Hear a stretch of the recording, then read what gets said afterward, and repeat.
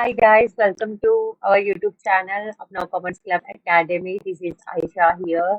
I have brought another revision video of economics chapter 2. So in the last video, we had the revision of chapter 1, right?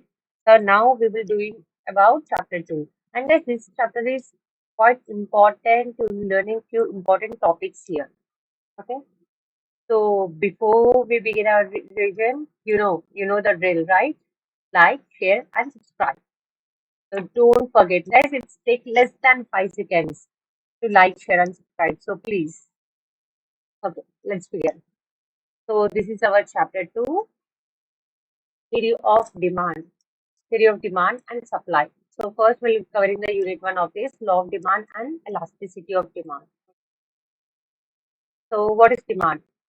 What is demand? Demand is nothing but, see here, demand is nothing but the various quantities of a given commodity, or services which consumers would buy in one market during given period of time at various places, at various incomes, or at various places of related goods. See, even you know what is demand in in common sense, like right? See, that is nothing but there are buyers and sellers who have the capability to buy and who have the capability to sell. So there you demand the product, like I want to sell this, I want to buy this. You're creating an atmosphere of that, what you call, creating the atmosphere of demand there. You're like asking for that commodity. And that too at a particular period of time. See, it's clearly written here. Particular period of time at various prices, at various incomes, or at various prices of related goods. That is demand. Okay. So next. Determinants of demand. What are determinants of demand? See, determinants of demand is nothing but here there are a few important factors. There are few important factors which affect the demand or because of which the demand creates. So these are the few important factors actually. So there are 5 factors. Price of the commodity, we have price of related commodities, and next we have disposable income of the consumer also. That's also one of the most important factor. And we have taste and preference, and we have consumers' expectations. Okay, so why are we talking about these things? Because these things also affect the demand of the particular product. So these are the things which affect. So see, price of the commodity, we know if the prices increases, demand decreases, and if the prices decreases, demand increases, right? There is an inverse relationship between them. And we have a price of related commodities, like you have your complementary goods and services. Otherwise, you have competing or substitute goods. Like for example, if you take here tea and sugar, see, that are brought or consumed together. If the price of one good has increased, the price of the other good will also get affected, and also the demand for both of these goods also affected at the same time. And we have competing goods or substitutes. Same here, competing goods or substitutes are like, for example, if I take tea and coffee, here we can say that if the price of tea increases, if the prices of the tea becomes expensive day by day, what happens? Obviously, the demand for the coffee will increase. People will substitute the tea with the coffee, right? So that is next. We have disposable income of the consumer also. The demand also depends upon the disposable income of the consumer. How much income are we earning? How much income do we have in our hands? How much income do we want to spend? Is our income higher? Is our income lower? Because on our income also, it depends upon our income also, what kind of the good we will demand, what kind of demand will create in the market, on which product we will demand. So, see, the demand also depends upon the disposable income of the potential purchasers. And here we'll have an important definition, inferior goods. That is nothing but there are some commodities for which quantity demand rises only up to certain level of income, only up to certain level of income, and decreases with an increase in money income. Beyond this level, these goods are called inferior goods. See, inferior goods simple. They say that you only demand this particular product. You only demand this particular product only up to a certain level of your income. After that, you'll start demanding better goods, better quality of goods, better expensive goods. So those are kind of goods you call as inferior. Like they are very inferior, only up to certain level of income. Like हाँ बस अभी मैं इतना कमा रही तो ठीक है अभी फिलहाल ये इस्तेमाल कर ली. If कल के दिन if tomorrow your income increases more and more you'll be like अरे why to purchase those things, will go for better quality, better more expensive things like that. So those are inferior goods. Then we have taste and preferences of the buyers. See, upon our taste, upon the preferences we are what the preferences we have. On that also our demand actually depends. So demand for a commodity also depends upon the taste and preference of the buyers and changes in them over a period of time. And uh, see, there are few types of effects. There are few different types of effects, when it comes to taste and preferences. Like there are different types of taste and preferences. To be they're called different kinds of effects. So first we have demonstration effect. What is that? It is nothing but the desire of people to emulate the consumption behavior of the others. It's like you imitate the behavior of other people. It's like oh, they are purchasing that, they are consuming that, they are demanding that kind of product. I also want that. It's like you're imitating the behavior of other people. Then you have bandwagon effect. What is that? See, the demand for a commodity increase due to the fact that others also consuming the same commodity. Just because others are consuming, you also want to consume. Just because others are consuming, you also want to consume that product. That is bandwagon effect. Then you have snob effect. What is that? That is the demand for consumers' food. The demand for consumers' food is decreased owing to the fact that others also consuming the same commodity. You're like, when everyone is consuming the same commodity, why should I also consume that? I will go for different commodities. I want different products. It's like that. That is your snob effect.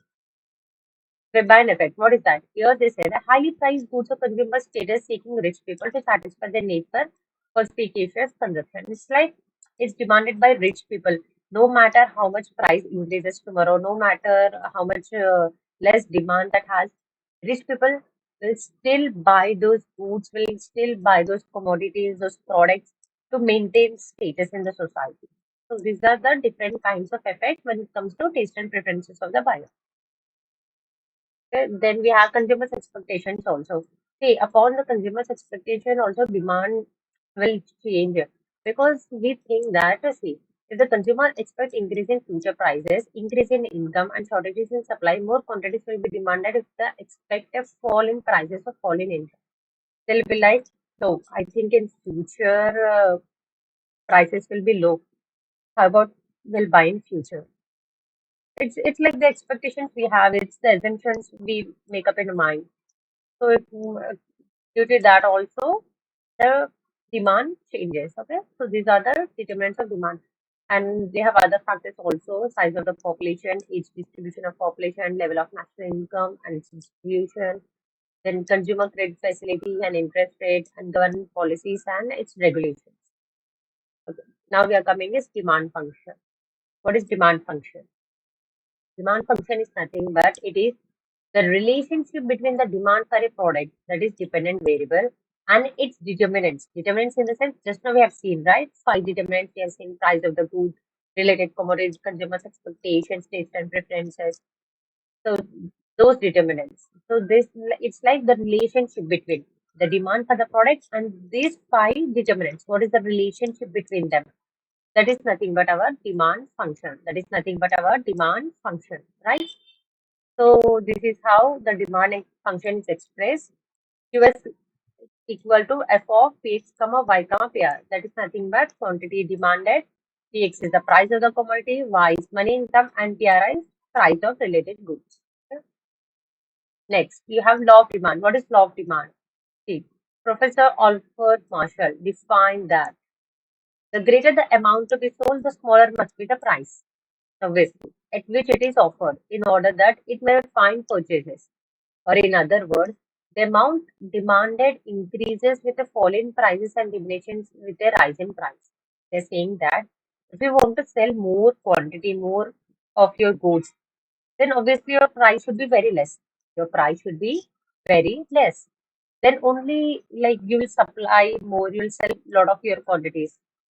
See, the amount demand increases with a fall in price. As your prices decreases, now your demand increases.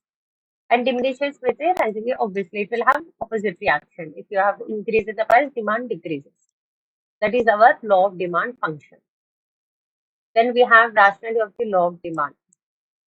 What do you mean by this? Rationality of law of demand. Why do we have this? See, this is like they say how demand actually works, how demand actually works, how demand actually changes, how it performs its functions when it comes to like where different types of situations. That is our rationality of demand. So we'll see. There's nothing but we have I think around 4 points here. See, first I'll say about this one. Price effect of a falling price. What will happen to that? See, in normal sense, if your prices are decreasing, demand will increase. Like in normal sense, right? But what happens when you have substitution effect?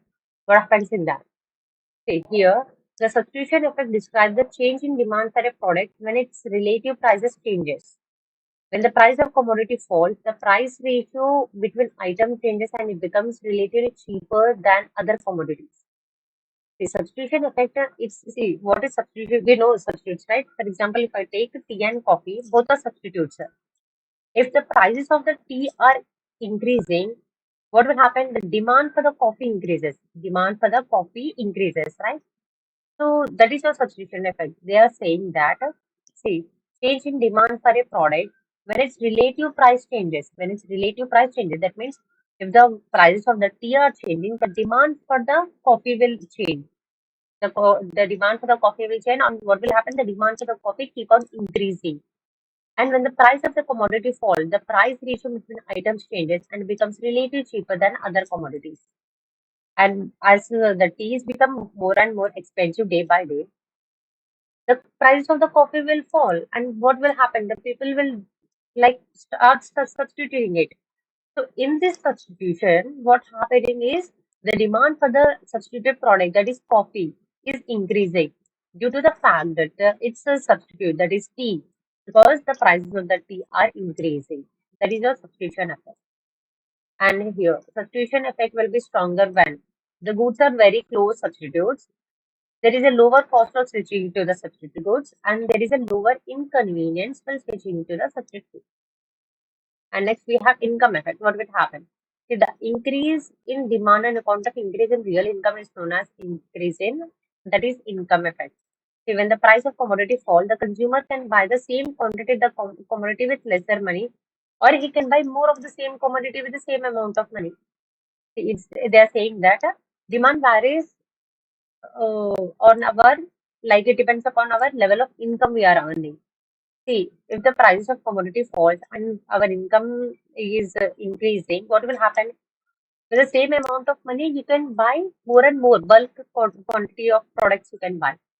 See, so the demand for that commodity increases. But however, yes, we have one exception, that is inferior goods. I said, like only up to a certain level of income you will demand that goods, and after that you'll stop demanding that goods and you will go for better quality of goods.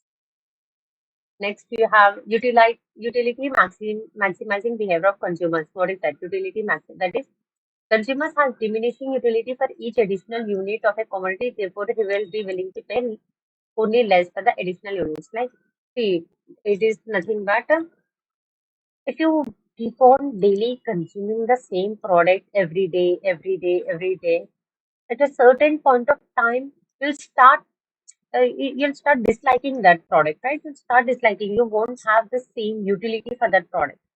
So it's like that. Our utilities start diminishing, and what will happen? They'll start demanding less of that product.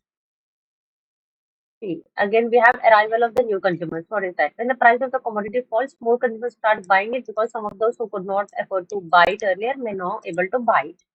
Like for example, you can say for iPhone, right? You can say for iPhone, like if the prices of iPhone are decreasing, if the prices of iPhone are decreasing, what will happen? The people who couldn't who cannot afford or could not afford previously now will able to start buying them. It's like new consumers are coming, and you have different users. See, when there are different uses of a particular product, so according to that also demand changes. If the price of such commodity fail, they will be put to more number of users and therefore demand will increase. So like for example, milk you have the demand of like the prices of the milk are like decreasing. What will happen? You'll demand it more and you'll put to more users. Like you make curd, you make ghee, you make butter. After that, like so many users. For example, have kept your electricity. If you're getting very less electricity, but what will happen? 24 hours will use AC in the summer, right? Okay. Now we are coming exceptions to the law of demand. So previously there were the cases in which the law of demand works. That's how the demand increases, decreases. Those are the situations like how law of demand functions. Now we are coming to its exceptions where law of demand does not work or it's not valid. Okay. See, first is conspicuous goods. What are those? Articles of prestige, values, snob, appeal, or articles of conspicuous the consumption are used by rich people as status symbol for enhancing the social prestige and for disposing wealth. Like simple, if you can say, like say diamonds or golds or like you have fancy cars. Even if the prices of those goods are increasing, but still the people, the rich people who can afford those things will still able will be buying that because they want to maintain that status. Then you have gift goods. What are those? Goods which exhibit direct price demand relationship are called gift goods. Say example of gift goods are bajra, low quality rice, wheat, etc. If the prices of these things are decreasing, you won't what we call you won't demand that. See, like here you have direct relationship between it. Why? Because you'll what we call you'll prefer more good quality of products. Like see, given goods are nothing but you can call it inferior goods, but not all inferior goods are your given goods. Okay, remember that.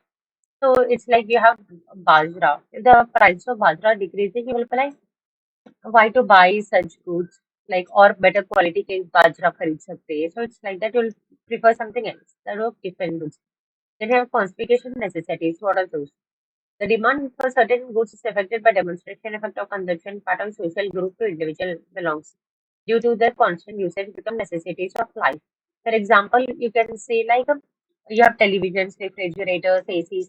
No matter if the prices of those things are increasing, people will still demand those goods. People still like will be purchasing them because they have become part of our necessities. We require fridge, right, to store the food and we require television sets to entertain ourselves whenever we have free time. We want AC in this summer.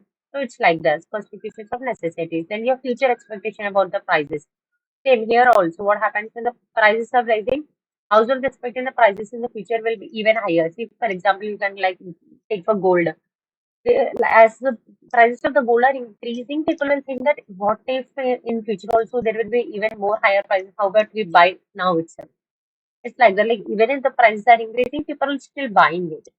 The future expectation of the prices. Then we have incomplete information and rational behavior. Then there is when the buyer, the consumer who does not have complete information about the product, way to buy it, how much to buy it, then you don't have, you'll get cheated on. So in that case, also law of demand uh, won't function. And demand for necessaries. We have that when it comes to necessaries, even if the prices are increasing, we'll still buy it. And we have speculative goods. Speculative goods are nothing but you can pay for stock market shares. It's like it's good if the prices of those things are increasing. It's like you learn profit, right? So these are the what you call cases or circumstances or situations you can say where the law of demand does not function. Law of demand does not function. So you have conspicuous goods, different goods, conspicuous necessities, future expectation about prices, incomplete information, irrational behavior, demand for necessary and speculative goods. Okay. Then we are coming is expansion, contraction of demand. What is that? Expansion, contraction of demand. It is nothing but see, as a decrease in price, quantity demand increases. Like your demand is increasing. That is your expansion, expanding. And how about if the prices are increasing? If the prices are increasing, Quantity demanded decreases, obviously, right? When the demand is decreases, it's called contraction. Okay, now we're coming is elasticity of demand. What is that? Elasticity of demand is degree of responsiveness. It is called as degree of responsiveness. What is that? Degree of responsiveness of quantity demanded for a good to change in one of the variables on which the demand depends. More precisely, elasticity of demand is the percentage change in quantity demanded. Percentage change in quantity demanded divided by percentage change in one of the variables on which the demand depends. It's, for example, you can say like price. That is elasticity of demand. It's saying say elasticity, elastic. See if you have rubber band, like how much you can pull that rubber band, how elastic is that rubber band. So it's like that elasticity of demand to see how elastic is demand, like how much the demand can change, how much it can we can pull the demand. And if we are not able to pull the demand, that becomes it inelastic. And then we have price elasticity of demand. What is that? Price elasticity of demand is expresses the degree of responsiveness of quantity demanded for a good with change in prices. That's why it's called price elasticity. If how much the price is changing, how much the price is changing, and also due to that, how much the demand is also changing. So it is measured as the percentage change in quantity demanded. Percentage change in quantity demanded divided by percentage change in the price. See, if you can see the formula here. Percentage change in the quantity demanded. Percentage change in quantity demanded divided by percentage change in the price. That is your price elasticity. What is point elasticity? Point elasticity is nothing but price of elasticity of demand. A particular point on the demand is called price elasticity. Okay. And we have arc elasticity. What is that? Arc elasticity is nothing but, see, when the price elasticity is to be found between two prices for 2 points on the demand curve, the question arises as to which price and quantity should be taken as a base. You can see in this diagram here, see, you have two prices here, and then you have two quantities. And you have created an arc here. That this is nothing but the demand arc. And this is called arc elasticity. See, due to variable prices, like which price will you use? कौन सा price लेना चाहिए due to which your demand will be more. So you can, for example, see, in this situation, we are taking two prices, CP and T1. We have two prices, and due to that, also the quantity will differ, right? कितना quantity demand करते लोग, quantity, for example, Q1, Q1. Then, due to this, an arc has been created that is called like demand arc, and this is called this the point, the gap between A to B is called your arc elasticity. मतलब that is the gap that like इतना like क्या बोलते हैं, you can pull the demand, that is arc elasticity. Here these are nothing but the verbal interpretations, like if you're measuring your what you call demand elasticity or price elasticity or arc elasticity, and we have seen the various formulas, right?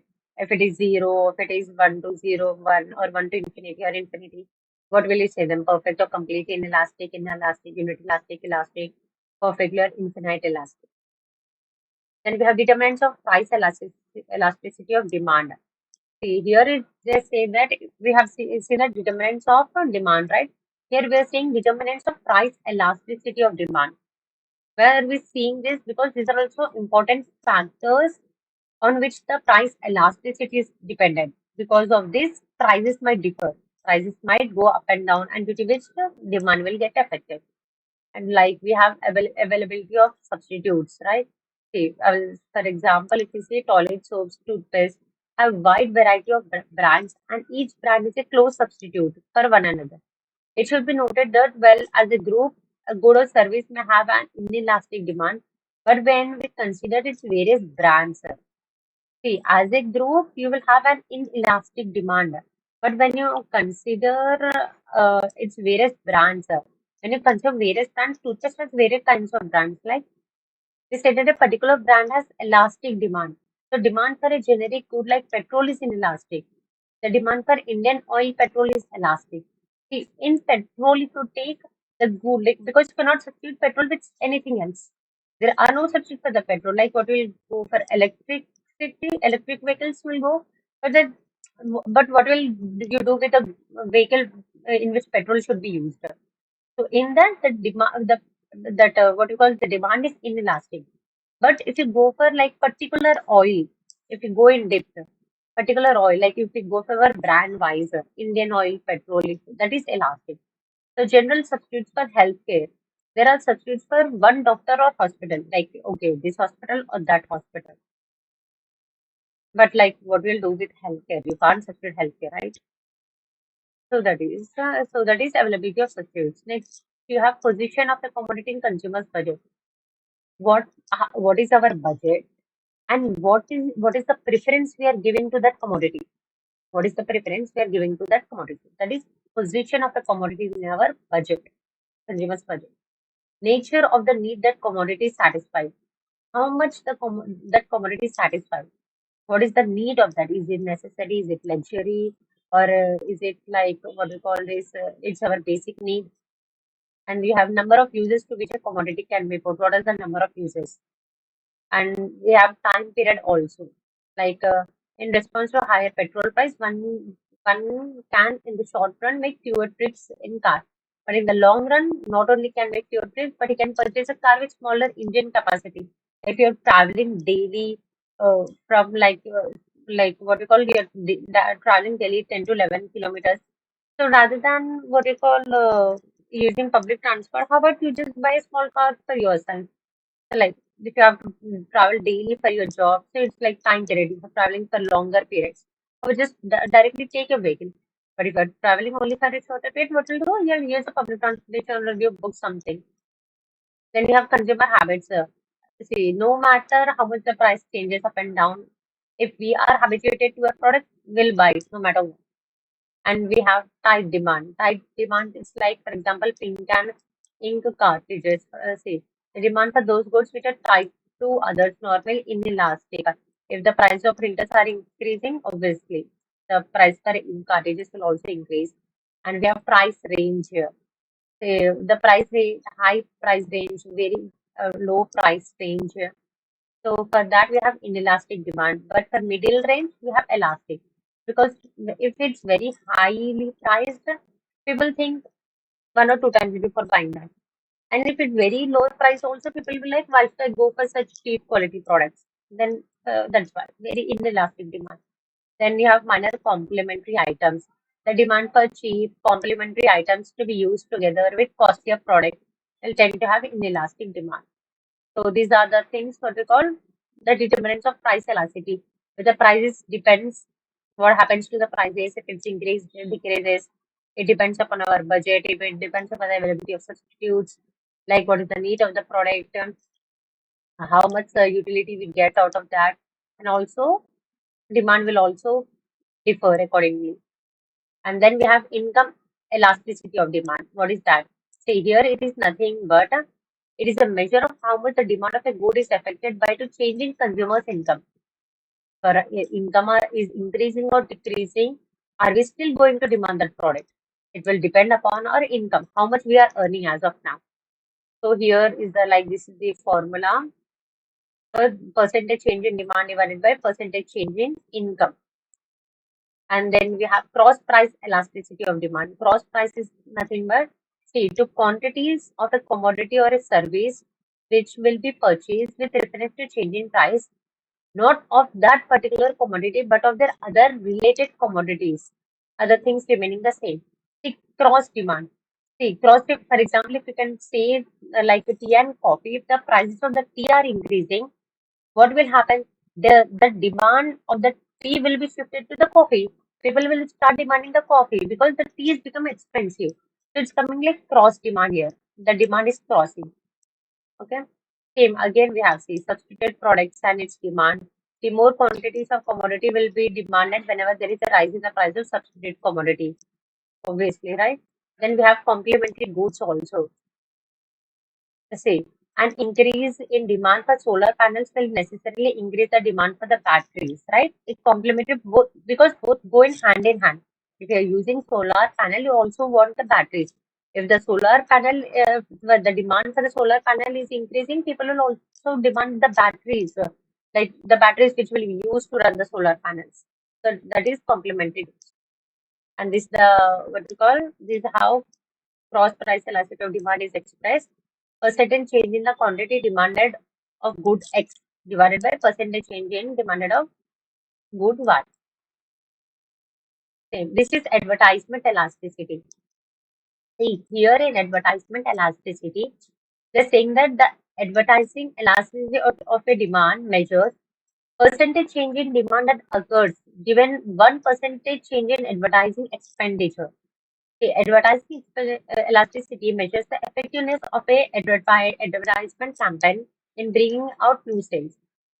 See, basically, what is this is it. See, your demand depends how much advertisement you're putting out there in the market, how much you're advertising your product, how much advertising your commodity, and how much you're spending on your advertisement expenditure. So this is how it is expressed here. Percentage change in the quantity demand divided by percentage change in spending on advertising. Because more and more advertising will bring out more and more new sales, right? That is your advertisement elasticity. So that was our unit 1. Now we are coming to is unit 2. Theory of consumer behavior. Theory of what? Consumer behavior. How a consumer behavior affects demand. What will happen to them? So first of all, we know like wants. What wants are nothing but wish, desire, and they are unlimited intensity. They like have satisfying power, satiable, competitive, complementary, satisfying in affirmative way, subjective, relative. It also depends on time, place, person. It recurs again and again. Sometimes it does not recur again and again. Habits and customs, constants. So it's like that is. So, okay, first we'll see this total utility. What is total utility? Total utility is nothing but sum of utility derived from different units of a commodity consumed. Like if you're consuming a commodity and you combine all the total utilities you're getting from that commodity, that is nothing but your total utility. And marginal utility. So always remember marginal. Marginal is nothing but additional. Additional, okay? So it is nothing but added satisfaction. Okay, if you're consuming one commodity, okay, if you're consuming tomorrow two commodities, how much additional satisfaction you're getting when compared to when you're consuming one commodity? Okay, that is your marginal utility. Then we have wants. Wants are nothing but it's classified as necessary. We have some necessaries, like necessaries for like life, food, clothes, housing. Then we have comforts. Comforts like you can call television, ACs, refrigerators, comforts. And we have luxuries. Luxuries like diamonds, fancy cars, luxuries. Okay. Okay. Now we are coming to this. See, this is law of diminishing marginal utility. What is this? Diminishing law of diminishing marginal utility. See, in simple words, it says that a consumer takes more of units of a good. Consumer takes more of a unit good. The extra satisfaction that he derives, extra satisfaction he derives from extra unit of a good goes on falling. See, if you're consuming, see this is the summer, right? If you're consuming daily mangoes, for 1 week you will be like, okay, fine, was really good. But after that, will you have that same what we call desire for that mango? Will you have same willingness to eat that mango? No, right? Because of like you're consuming it daily and daily. But after a particular period of time, at particular point, what will happen? Your desire decreases. Your utility start decreasing. You're like, no, it's enough as of now. I don't want any more mangoes. I just want to take a break from the mangoes. So that is law of diminishing like decreasing marginal utility, additional utility. So there are few assumptions. Are saying that the different units which will be consuming should be identical to each other, and the different units consumed should consist of standard units. Like we can measure the units, and no time gap or interval between the consumption of one unit or another unit because they should be continuous consumption. And this may not apply to articles like gold and cash, obviously. Why? Like common sense, right? We require the gold and cash, we require money. And next we have shape of the utility curve may get affected. So these are the assumptions of what we call law of diminishing marginal utility. Okay. Okay. Now we are coming to is consumer surplus. What is consumer surplus? Consumer surplus is nothing but excess of the price which a consumer would be willing to pay rather than go without a thing that which he actually does pay is called consumer surplus. See, consumer surplus is nothing but what consumer is ready to pay to what actually he pays. See, if he ready to pay like 90 rupees, but the price of the commodity is 100, what happens? He has to pay 100, right? But he is ready to pay only 90 rupees. But the cost of the product is 100. So here he is paying 10 rupees extra. That is your consumer surplus, like the surplus excess amount, additional amount. So the difference between his willingness to pay, and the price that he actually pays is the net gain to the consumer and the individual, and it's called individual consumer surplus. Okay, so that was application of consumer surplus. Okay, what is how consumer surplus is applied? So this time it is nothing but it is a measure of the welfare that people gain from consuming a good or service. Okay, next, understanding the nature and extent of a surplus can help business managers make better decisions about setting prices. So it will help, like, okay, so people are only willing to pay 90 rupees. I think we should also charge only 90 rupees instead of 100 rupees. It's like it will help them also to set the prices. And large scale investment decision also involve cost benefit analysis. When they're coming to setting prices, they have to take huge decisions, huge, like how much to spend. Like then you also think about cost of production and everything because price depends upon all those things also, right? Then knowledge of the consumer supply is also important when a firm considers raising its product prices. If you're thinking to raise your prices, also you should see how much the consumers are willing to pay for that good in the market. So knowledge of consumer supplies is also very important. And consumer supplies usually acts as a guide to finance minister.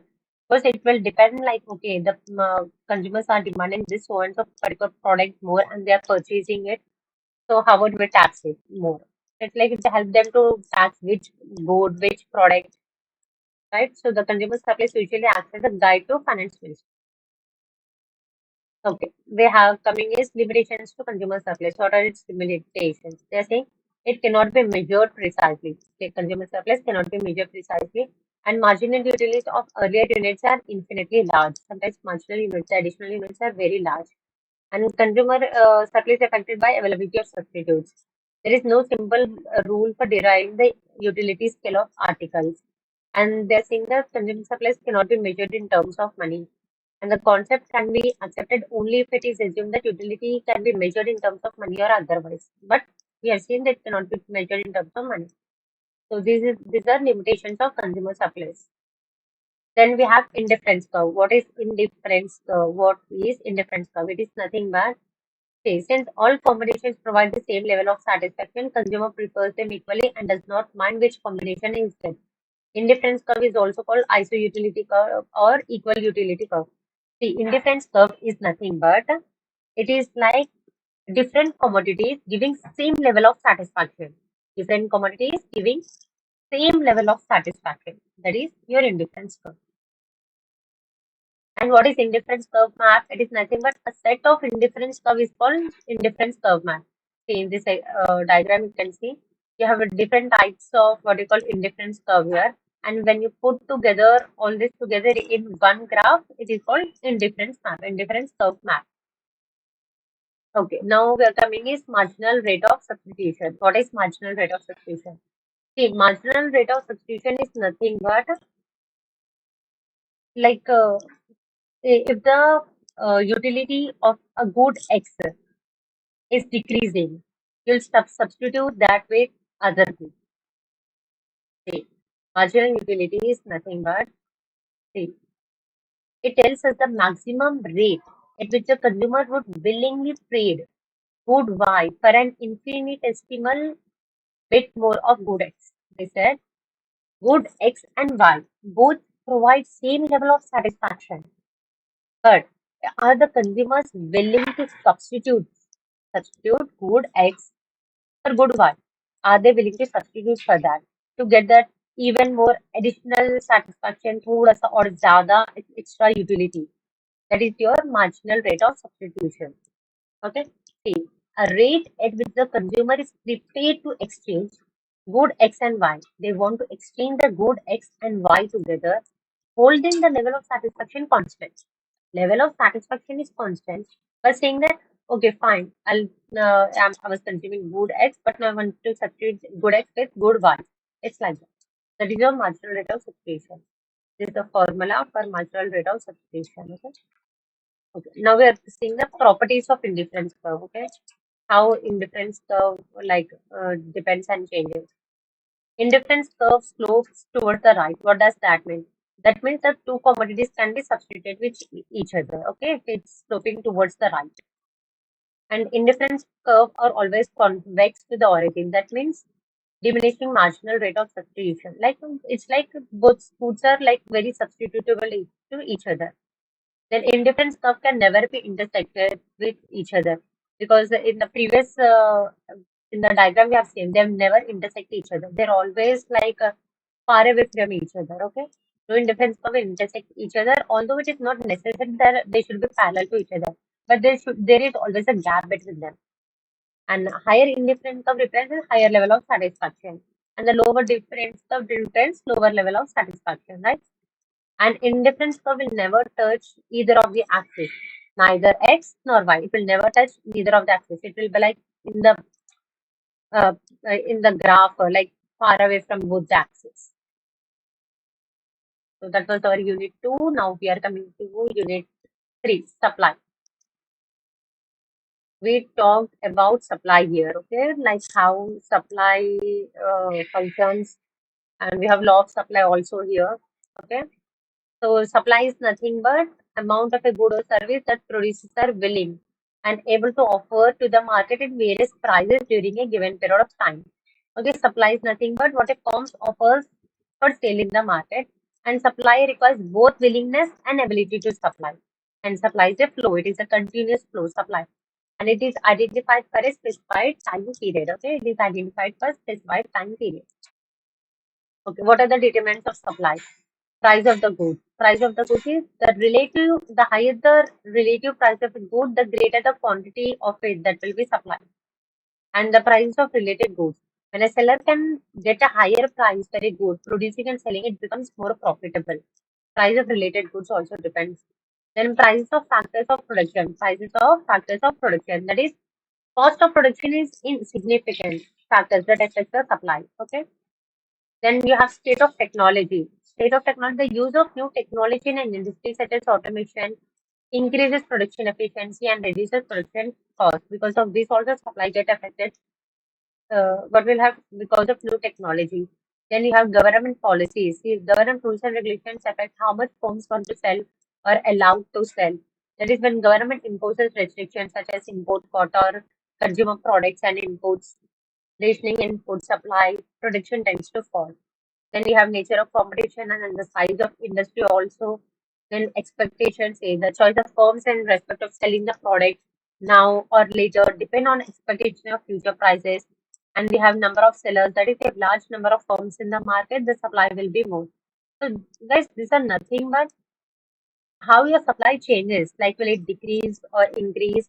What happens if the price of the good increase or decrease? It depends on the price related goods. It depends on the your factors of production. It depends upon the technology you're using, government policy, size of industry, competitions, expectations, how many number of sellers in the market, everything. Okay, now we are coming is law of supply. What is law of supply? Law of supply is nothing but the quantity of the good produced and offered for sale will increase as the prices of good rises and decrease as the price falls. If the prices are increasing, will supply more because people want to obviously like the sellers want to gain the profit, right? But if the prices are decreasing, always supply will also decrease. And next, elasticity of supply. Same. Elasticity of supply is nothing but responsiveness of the quantity supplied for a good with change in its price. This is the formula here. Percentage change in the quantity supplied divided by percentage change in the price. Then you have types of supply elasticity. See, like this is perfectly inelastic. Perfectly inelastic in the sense, if as a result of a change in price, the quantity supply of a good remains unchanged. Even if the prices are changing and still there is no change in the supply, it is called perfectly inelastic. What is called perfectly inelastic. Then you have relatively less elastic supply. What is that? If as a resulting change in the price and the good supply changes less than proportionately. Okay, there is change in the price, but the supply is changing very proportionately, very in small quantity, small percentage the supply is changing. It is called relatively less elastic supply. Then you have relatively greater elastic supply. That is, if elasticity of supply is greater than 1, that is when the quantity supplied of goods change substantially in response to a small change in the price of the goods. Even if there is small change in the price, the supply is changing so much, like substantially in very large amount, the supply is changing. It is called relatively greater elastic supply. Then we have unit elastic. It is nothing but the coefficient of elasticity is 1 if the relative change in the quantity supplied is exactly equal to relative change in the price. See, the price, how much the price is changing, the supply is also changing to the exact amount. It is called unit elastic. Okay. And you have perfectly elastic. Perfectly elastic is, see, opposite extreme of zero elasticity is perfectly elastic. They're saying that here, see, when nothing is supplied at lower price, an infinitesimally small change in price results in infinitely large change in quantity supplied, indicating the producers will supply any quantity demanded at that price. So even if there is a slight change in the price, the supply is like there's so much supply. They're like producer like, okay, fine, we're ready to sell it at any price. Even if it's very low, we are ready to sell. That is called perfectly elastic supply. Okay. Then we have equilibrium price. What is that? Equilibrium price, it is nothing but, see, equilibrium is like what you call unique. A point which consumers and suppliers are satisfied with price and quantity. So the equilibrium price is also called market clearing price. They are saying that the consumers and the sellers, if the sellers are want to sell at rupees 100, and even the consumers are willing to purchase at 100 only. So it's like both the supply and demand are intersecting at a point. Supply, like they are supplying at 100 and we are also demanding at 100 rupees only. So when you're intersecting at that point, that is called your equilibrium price. Okay. In this diagram, you can see the supply and the demand, they are intersecting at a point. That is your equilibrium price. Okay. So this was whole chapter 2, like in short, revised. Okay. We have discussed everything, all the main concepts are covered here. All important points of all the 3 units are covered here, guys.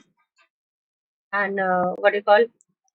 If you when you watch this video, when you get any doubt related to this, please mention in the comments. I'll say now, I'll reply to all your comments. Okay. So, and also again, I'm reminding you guys, please don't forget to like, share, and subscribe. And thank you for watching this revision video. And hope in future I'll come in with more revision classes. Okay. Thank you.